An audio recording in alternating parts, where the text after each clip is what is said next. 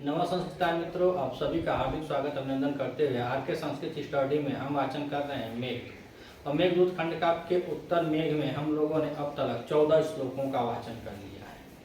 पूर्व मेघ में हम लोगों ने देखा कि यक्ष पूरे मार्ग का वृत्तांत पूर्व मेघ में है। यक्ष जितना रास्ता बतलाता है मेघ को, वह पूरे मार्ग का वृत्तांत पूर्व मेघ में है। उत्तर मेघ में अब तक वह अपने अलकापुरी के बारे में बतला रहा था कि अलकापुरी के लोग कैसे हैं, अलकापुरी का वैभव कैसा है, अलकापुरी के देव कैसे हैं, अलकापुरी के यक्ष कैसे हैं और अलकापुरी में निवास करने वाले लोग कैसे हैं, वहाँ कैसे कैसे मेघ है, कैसे कैसे महल अटारियां हैं। सब चीज को बतलाते बताते वह स्त्रियों के सौंदर्य प्रसाधन को भी बतलाया और वहाँ के योद्धाओं के बारे में भी बतलाया। अब इस श्लोक में यक्ष कह रहा है मेघ से, वह प्रॉपर अब अपने घर की बात बतला रहा है। अपने घर की, अलकापुरी की तो बात बतलाया, लेकिन अब अपने घर की बात बतलाता है। जैसे मान लीजिए आप कहीं गए तो हम मऊ जिले से हैं, तो मऊ में तो बहुत बड़ा मऊ होगा और मऊ जिला जो इतना बड़ा है तो प्रॉपर मऊ में हम हैं कहाँ के। इसी तरह वह भी अब यूपी में मऊ है और मऊ के हम हैं, तो मऊ यूपी का जो ऐसा है, इसी तरह वह कैलाश पर्वत की गोदी में बैठा हुआ वह अलकापुरी था। और अलकापुरी के बारे में बतलाते बतलाते अब यह उत्तर मेघ के 14 श्लोकों तक यक्ष मेघ को अलकापुरी का वर्णन करता है। अब 15वें श्लोक में यक्ष अब अपने घर का अस्थाई पता बताता है कि मेरा घर कहाँ है, वही इस श्लोक में बतलाया गया है। तो यक्ष मेघ से अपने घर का परिचय करवाता है कि वह पहचान कैसे करोगे हमारे घर का, तो अपने घर का पहचान बतला रहा है।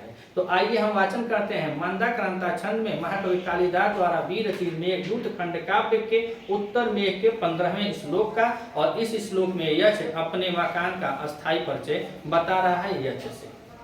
तात्रागारं धनपति गृहान् उत्तरेणास्मदीयं। तात्रागारं धनपति गृहान्, तात्रागारं धनपति गृहान् उत्तरेणास्मदीयं। दूरालक्ष्यं सुरपति धनु, दूरालक्ष्यं सुरपति धनु चारुणातोरणेन। दूरालक्ष्यं सुरपति धनु चारुणातोरणेन।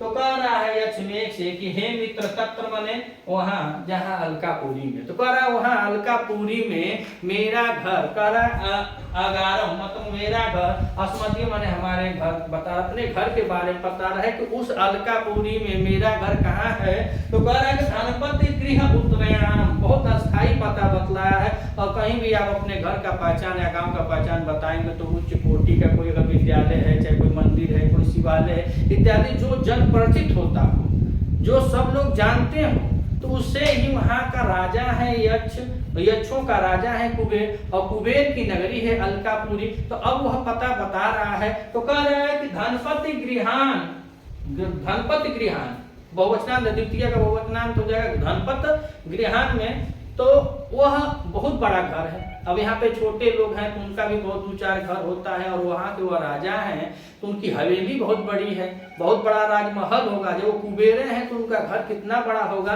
तो उसी तरह तरह की धनपति गृहान मतलब कुबेर के घर से उत्तरेण, उत्तर दिशा की तरफ, धनपति कुबेर के घर से अलकापुरी में कुबेर के घर से उत्तर दिशा के तरफ अस्मदीयम आगारम, अस्मदीयम आगारम हमारा घर है।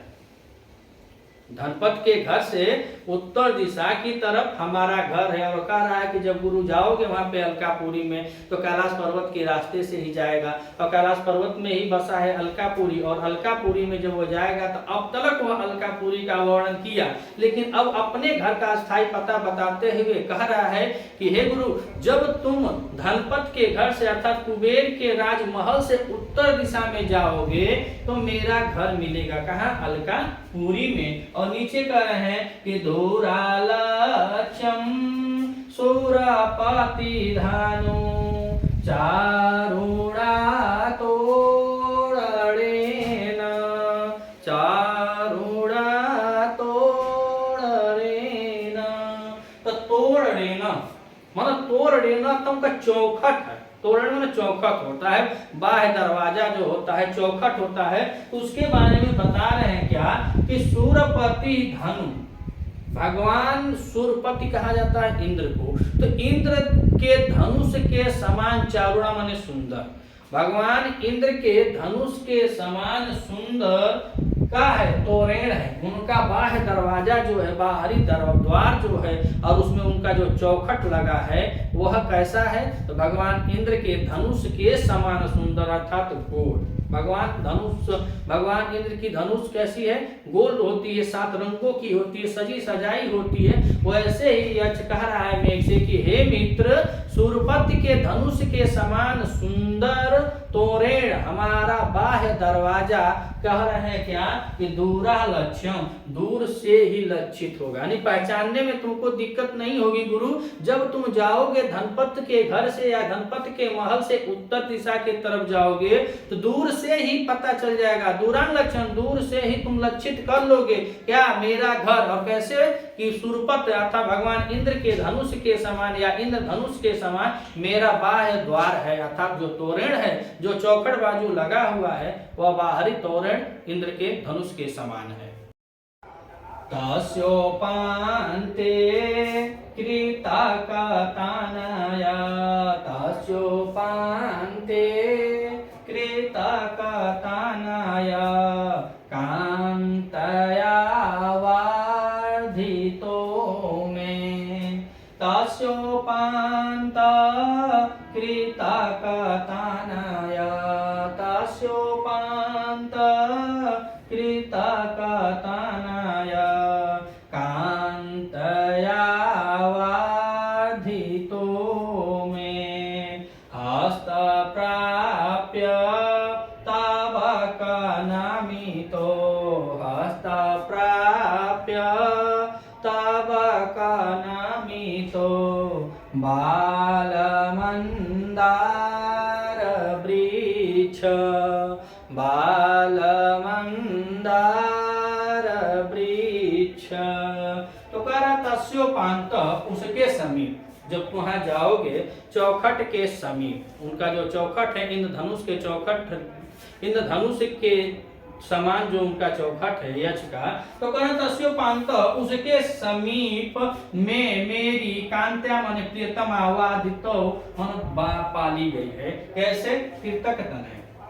अब बता रहा है यक्ष कि जब गुरु तुम वहां जाओगे उस चौखट के पास तो उसके समीप में माने मेरी कांत्या, और कांत्या मतलब उसकी प्रियतमा जो है, जो यक्षिणी है, वह उसकी पत्नी जो है यक्ष की। तो कह रहा है कि मेरी प्रिया के द्वारा, या तृतीयांत हो गया कांत्या, तो मेरी प्रिया के द्वारा कृतक तनय, और कृतक तनय अर्थात होता है दत्तक पुत्र या जिसको गोद लिया गया है। तो ऐसा वो बता रहे हैं कि दत्तक पुत्र के समान वर्धितो माने पाला गया। और नीचे की लाइन में आ रही है क्या? मंदार वृक्ष। अभी नई नई शादी हुई थी और 1 साल 3 महीने का तो यक्ष था, और 3 महीने बाद वो छोड़कर नई नई शादी में चला गया था। तो बहुत बड़ा वृक्ष तो होगा नहीं मदार का, और मदार वृक्ष भी ईश्वरीय है, मतलब स्वर्ग लोक का ही वृक्ष है। तो उसी को कह रहा है कि तस्योपान्त, जब तुम जाओगे वहां पे हमारे चौखट के पास जब जाओगे या दरवाजे पर, तो उसके समीप में मैं माने मेरी, कांत्या मतलब मेरी प्रियतमा के द्वारा, वादितो माने पाला पोसा गया, कृतक तनया कैसे पाला पोसा गया है? कृतक तनया यानी दत्तक पुत्र के समान पाला पोसा गया बाल मंदार वृक्ष। बाल मंदार यानी छोटा ही मदार का वृक्ष होगा। जब तुम जाओगे मेरे चौखट के पास तो तुम देखोगे उस चौखट के समीप ही मेरी पत्नी के द्वारा, मेरी भार्या के द्वारा, मेरी प्रिया के द्वारा दत्तक पुत्र के समान या गोद लिए गए पुत्र के समान पाले गए बाल मंदार का वृक्ष, यानी वह छोटा मंदार का वृक्ष होगा। और बाल मंदार का वृक्ष कैसा होगा तो उसका विशेषण बता रहे हैं कि हस्त प्राप्य तब का नामी, तो वह मंदार का वृक्ष फल गया है, फूला है, फला है, गुच्छों में हो गया है। और जब वह गुच्छों में हो गया है तो हस्त प्राप्य, जितना नीचे है इतना छोटा है फिर भी फल फूल गया है, तो उस गुच्छे में धारण हो गया है, उसका फूल जो है वह गुच्छों में हो गया है। और तुम हस्त प्राप्य, हाथों से ही प्राप्त कर लोगे। काहे प्राप्त कर लोगे तो करें नमितो, वह झुका है, उसका जो पुष्प है वह गुच्छों में होकर के झुक गए हैं, जिसे तुम हाथों से ही प्राप्त कर सकते हो या उसको स्पर्श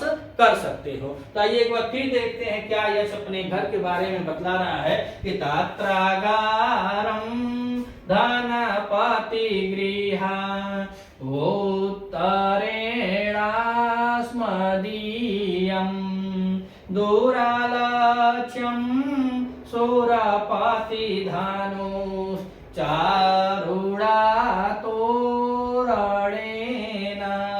तो कह रहा तत्र माने वहां अर्थात अलकापुरी में, अस्मदीयम माने हमारा, अंगारम माने घर। उस अलकापुरी में हमारा घर कहाँ है गुरु, तो बता रहे हैं धनपति गृहा, भगवान कुबेर के महल के उत्तरेण, उत्तर दिशा में। जब तुम जाओगे तो भगवान कुबेर के महल के उत्तर दिशा में जो गली हुई वही पकड़ के चले जाना, और आगे खूब बढ़िया दरवाजा लगा, खूब बढ़िया द्वारा हमारा है। तो वही कह रहा है कि तत्र गारम अस्मदीयम धनपति गृहम उत्तरेणम, तो वहां तत्र माने वहां अर्थात अलकापुरी में, अस्मदीयम माने हमारा, अंगारम माने घर है। और घर कहाँ है तो धनपति गृह, भगवान कुबेर के घर से उत्तर दिशा में हमारा घर है। और नीचे की लाइन में कह रहा है कि दूरालक्ष्यम सुरपति धानु चारुणा तोरणेन। तो कह रहा सुरपति धनु अर्थात सुरपत कहा जाता है भगवान इंद्र को। तो इंद्र भगवान के धनुष के समान अर्थात इंद्र धनुष के समान 7 रंगों वाली सजी सजाई ऐसी धनुष के समान तोरणेन, मेरा बाहरी द्वार है या मेरा चौखट है। अब बाहरी द्वार चौखट कैसा है, धनुष के समान गोल है, और वह धनुष कैसा है तो इंद्र धनुष के समान, भगवान इंद्र के धनुष के समान मेरा चौखट है। और कह रहे हैं क्या, दूर लक्ष्यम, और दूर से ही तुम्हें दिखाई देगा, लक्षित करेगा, दूर से ही पहचान जाओगे कि यही वह घर है, ऐसा वह चौखट है, इंद्र धनुष के समान हमारा बाह्य द्वार है। और नीचे कह रहे हैं तस्योपान्ते कृतकथनाया कांतया वर्धितो में हस्त प्राप्य तव कानामितो बालमंदार वृक्ष। तो कहें तस्योपांत, उसी के समीप, अर्थात जो उनका चौखट है तो कह रहे हैं उसी के समीप में मन मेरी, कांतया मन मेरी प्रियतमा या प्रियतमा या भार्या के द्वारा, वर्धितो माने पालना पोषना, पालन पोषण। तो मेरी कांतया प्रिया के द्वारा पाला पोसा गया। कैसे पाला पोसा गया तो कृतक तनया, तना माने पुत्र होता है, कृतक माने दत्तक, दत्तक पुत्र के समान या गोद लिए गए पुत्र के समान किसको पाले हैं तो बाल मंदार वृक्ष, मंदार का वृक्ष पाला पोसा गया है। इनका बता रहे हैं कि उसी चौखट के समीप मेरी प्रिया के द्वारा वह दत्तक पुत्र के समान पाला पोसा गया बाल मंदार वृक्ष, बहुत बड़ा वृक्ष नहीं है, बालके है और मंदार का वृक्ष है। और मंदार का वृक्ष का विशेषण बता रहे हैं कि हस्त प्राप्य तव कानामितो, अर्थात वहां उसका जो पुष्प है वह गुच्छों में हो गए, और गुच्छों में होने से नमित हो गए हैं, नीचे की तरफ झुक गए हैं, और तुम हाथों से ही प्राप्त कर सकते हो। तुम हाथ उठाओगे वह उससे आपका स्पर्श हो जाएगा, जब आपके हाथों से वह स्पर्श कर लेंगे। छोटा सा मंदार का वृक्ष है जो फल फूल गया है, और वह उसकी योग्यता जो है गुच्छों में हो गई है, वह झुक गया है, जो हाथों से भी स्पर्श किया जा सकता है। वीडियो अच्छा लगे तो लाइक और कमेंट जरूर कीजिएगा, और अगर आप चैनल पर नए हैं तो चैनल को सब्सक्राइब कीजिएगा। मिलते हैं अगली वीडियो में, तब तक के लिए नमः संस्कृत।